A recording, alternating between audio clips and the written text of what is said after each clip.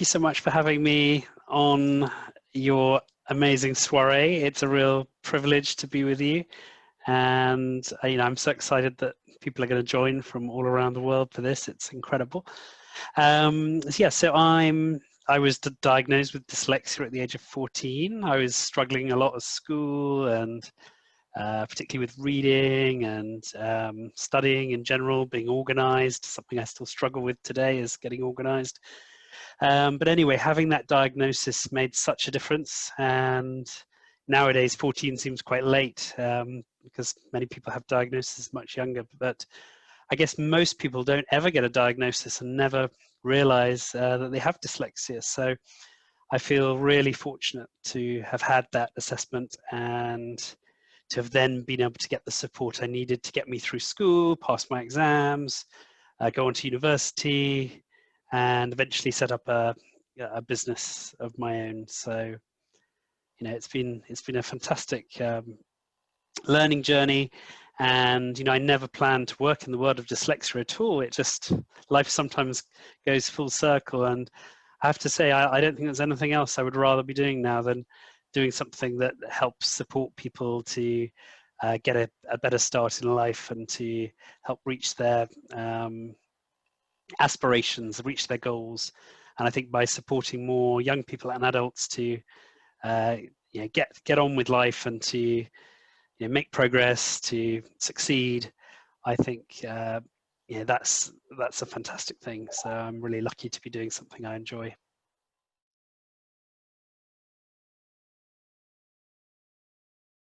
About 17 years ago, just after the dot-com bubble burst, I was looking for a job. The business I was working for had closed, and a lot of people who were working in the new kind of internet revolution found themselves, without work. And someone introduced me to a company which made pen scanners, and they were looking for a partner in the UK. And I decided that this would be a great path to follow. And they already had a pen called the Reading Pen, and it was a little portable device that supported someone to independently read words on their own. And for many years, myself and my business partner thought, we could get some better technology. And about 7 years ago, we approached a Swedish company called C-Pen, and we worked with them to develop this little portable scanner. And it's got a little speaker and a headset, and you just run it over words and it reads aloud to you. So it just gives people that independence to be reading on their own. They're not relying on another adult. And so the last 5 or 6 years, we've had great fun with this new modern technology, which is fast and effective. And we've opened up offices in America, in Florida, and in Canada, Australia, India. And I've been to the last 4 of your fantastic conferences, which I just love. They're such fun and such a great vibe, getting everyone together from the IDAs and people flying from across the world for them. So, I've loved just meeting people and being a part of your community, the IDA community, for the last few years.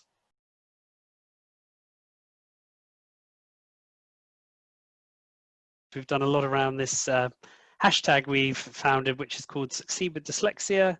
We're really proud about putting a positive slant on dyslexia and, hearing people's stories and sharing ideas. Particularly around dyslexia, assistive technology, pushing for, I guess, diagnosis at an early age is something everyone in the dyslexia community is all about, really, because it's so important that our young people find out early that they've got dyslexia. So 2 years ago, we started noticing that there were various campaigns going on around the world, in Australia and America, some of the IDAs and decodings, and also in Canada, that some of the parent groups were using the color red to try and reclaim it. The children had perhaps seen it on their homework or schoolwork, and they found that the color red was, always used to cross things out. And so these parent groups decided that, I think it started around 2012 in the States, they decided that they wanted to reclaim the color red in a fun, positive way. And so they made red clothing, they lit buildings red. And anyway, last year we decided for the first time, let's try and bring some organizations together and make it even bigger. So we started getting buildings in the UK, which is where I'm based, and in India, and we supported some campaigns in Oregon and other parts of North America.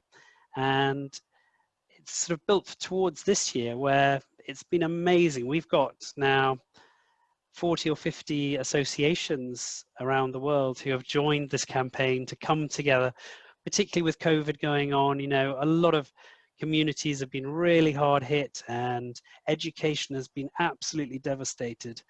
And you know, the IDA and the British Dyslexia Association and other organizations have just felt it's a great time to let's come together a bit and let's support the whole dyslexia community, let's raise greater awareness, and let's have a bit of fun at the same time.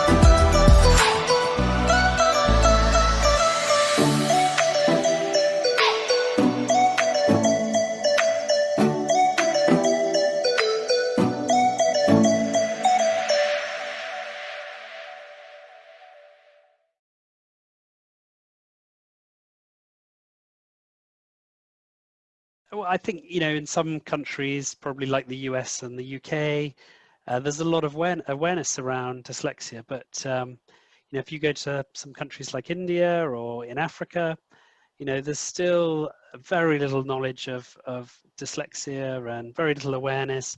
And there still comes quite a lot of stigma associated with your child having dyslexia or, you know, having, you know, issues with reading and struggling. And so I think by making a bigger noise, by making a bigger splash, which is what has happened, you know, that there's been, you know, hundreds of people coming together, doing, you know, baking cakes, you know, drawing pictures. My children's school, and I didn't even encourage it today. Children, you know, 2/3 of the children turned up in red, and I've seen so many pictures of people doing red things this month, and it's just really fun and exciting that the community is coming together. And I think a lot of schools, but particularly in I don't know, maybe the US and UK, but also other countries, I think there's really a much bigger knowledge than there was a few years ago about dyslexia. And I think that you'll always find teachers who are willing to go the extra mile and spread the word and say, look, this is a really important campaign. You know, we need to get people better with their literacy rates and being able to read. You know, reading is only one part of dyslexia, of course, but it really goes to the heart of everything. You know, if you struggle with reading, you can't access so much of your curriculum. And you know, I'm in the world of assistive technology, as you know, and I would always advocate for getting out there, trying as much as you can to find solutions for yourself. Technology is a great enabler. It's not the only solution. You know, great teaching and great support from your family helps as well, but technology can really help make you independent, managing on your own and getting on with your life. And you know, I still come across quite a lot of even university students who have got human readers reading to them on quite a regular basis. We need to try and get at a younger age children using technology on their computer, on their phones.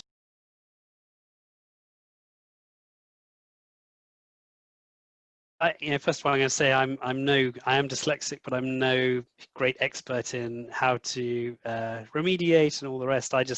I'm happy to offer my personal advice and guidance. But you know, from what I hear, just getting early diagnosis for those teachers to have more tuition when they're in teaching school and about dyslexia and about the signs to watch out for, because you can actually spot it at a pretty young age now. And the one thing I've come away from all the IDA conferences is that if we catch the student young enough, we can help them. And you know, I've been to a few of these dyslexia schools, which are just fabulous in the States, and they push the students back into the mainstream schools by the time they're sort of 12, 13 years old. And I think that is just admirable. These children who came into the school struggling much harder with their studies than their peer group are being pushed back out of that school and are going back into mainstream education, able to function at the same level as those students. And so I guess the dream is that all students would have the opportunity to be tested at a young age and then to get the necessary support that they need. And you know, there is this whole thing about, you know, if you go on to high school and you're still struggling with reading, you know, there's huge chances you're going to drop out and it's not going to be a successful, you know, few years for you. And you know, we know that there's a school to prison pipeline. You know, let's crush that pipeline. Let's get these kids the support they need. You know, these kids have done nothing wrong. They don't deserve to not have the opportunities like everyone else. Let's get them the support they need and you know, get them into their high schools, you know, firing on all cylinders and with the tools they need to achieve everyday learning.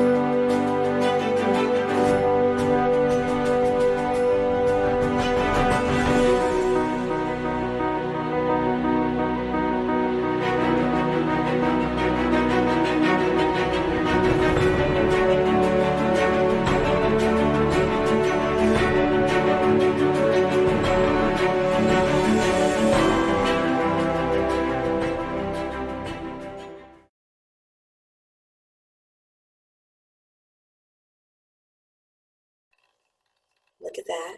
Amazing. Fabulous. You are the first recipient. We're going to unofficially announce you the first recipient for the lip service, lip sync, total movement, no longer a competition because we don't need to compete. And you've gotten your trophy, you've got a little bit of lip service going on, and look at what's inside. This is so exciting. This is what I spent like my whole day doing. Boxing up, look at what's in there. Look at that, and flashing lights. Yes. That's what we need. Exactly. Oh, So, I'm over the moon. Thank you so much you're for very that welcome. honor. This is very presenting to you virtually. However, we're going to make sure you get a box. And this is, of course, Go Red. And I don't know if you know, but we're also doing, we talked about the international piece. We're doing a spotlight on Baltimore. And we had one of Baltimore's own artists do a, take the invitation to the Baltimore event. Nice. But he then turned it into artwork. Cool. Yeah, it's fantastic, isn't it? Beautiful. Isn't that nice? Lauren Cornish is very well known. He's in the Smithsonian Museum. He's No in way. the Jewish Museum. He's in the Reginald Lewis Museum. So he's very well known. And he is giving this to us in order to give out to those who support us. So we are very excited. This is going to be a great event, Jack. We are so excited to be a part of the Go Red campaign, and Scanning Pens is just sort of leading that, leading this. This is awesome.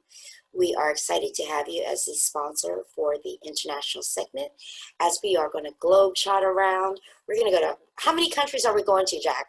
Tell me. You're sending us. Tell us. Dozens of countries, let's put it like that. Dozens. So, what are some of the countries. favorite ones we're gonna visit? Just give us just a little sneak peek. I'm just sure we're gonna cross from Europe to Africa to Asia and maybe even to Australia. So and I love that.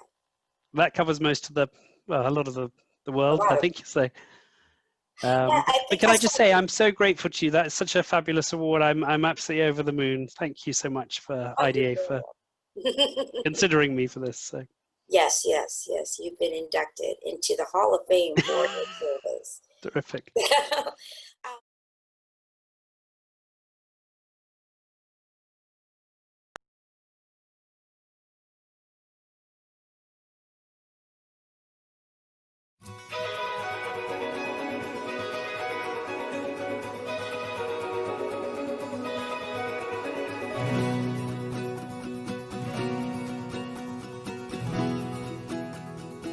Here in Oregon, we want to inspire.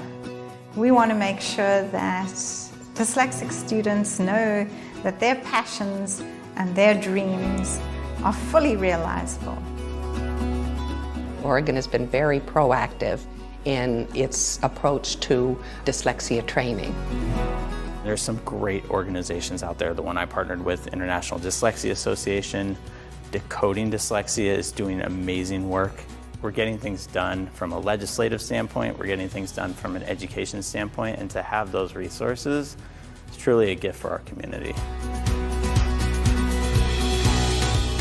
IDA recognizes that change needs to happen fast. It is really vital that structured literacy become part of teacher preparation. Decoding Dyslexia is a nationwide coalition of parents and educators who have been instrumental in getting legislation passed. The legislation required that one teacher per K-5 building get training in dyslexia. 90% of them said they wished other educators in their building received the same training and that they didn't have the training that was provided in their educator prep programs. One of the innovative ideas that we have embraced is to have a student empowerment group. I'm on the dyslexia panel for the IDA Oregon branch. We go around to schools talking about the challenges we face. We often have teachers in tears thinking about students that they might have worked with in the past and how they might have really struggled and how the introduction of technology has turned things around for them. Disability crosses all categories. Sometimes the barriers have been through the family for years, and so with assistive technology it really makes it possible to go beyond where they even thought their dreams could be. Being able to advocate for it when you leave high school is crucial. My biggest thing for students is I don't want them to lose their identity through dealing with dyslexia. It's hard. It is a stressful, painful journey, but what I would try to convey to them is that dyslexia doesn't affect your intelligence. If they can discover their passions and their interests, I think that helps that belief and confidence. IDA Oregon partner with Decoding Dyslexia to put on events. One event that is hugely popular is our Roundtable Tech Evenings. On the panel, we talk about apps like Notability, which helps take notes, and we talk about the Reader Pen. The idea was awesome. Being able to have something portable that you could carry with you and it could read whenever you couldn't. It was a wonderful way for us to introduce students to something that was different and something that they could pull out when they did not have their computers with them. It's super easy to use. You just pick it up, scan it. There were just books that the language was just too hard for me. I've been able to look up words easily that I don't know how to spell or that I don't know what they mean. It's different than an audiobook because you have to follow along and skim the book. It kind of at least makes me zone out. The Reader Pen allows me to stay focused on what the book is saying. You're a child with dyslexia, you're just as engaged and interested in learning as all the other kids, but with the dyslexia, sometimes it can trap it a little bit up there. The Reader Pen just allowed him to get through those texts without struggling and be a part of the class discussions. I felt like I was different because other people were like flipping pages fast and I didn't even flip one page. One of the areas that Spencer has difficulty with is receptive and expressive language. Vocabulary is a huge struggle for him. I can read most of the words, but I come across a word that I don't know what it means, but like at the same time, I might. The Reader Pen helps me figure out the word quickly. My first book I ever read, it was actually this year, and it was named Wonder. Though it took me the start of the summer to almost Christmas, I finally finished it. My daughter was identified with dyslexia at the beginning of 7th grade.